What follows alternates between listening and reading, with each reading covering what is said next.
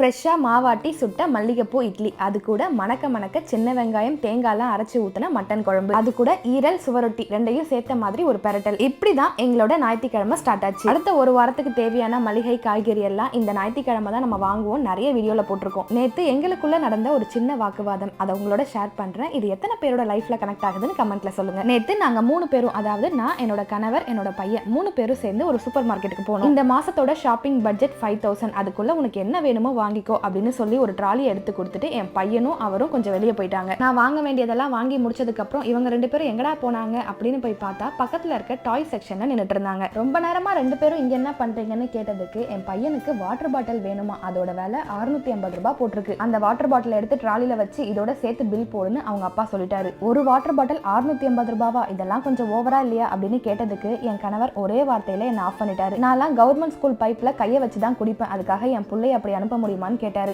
இது நமக்கு தேவைதான்னு தலையாட்டிக்கிட்டே வந்துட்டேன்.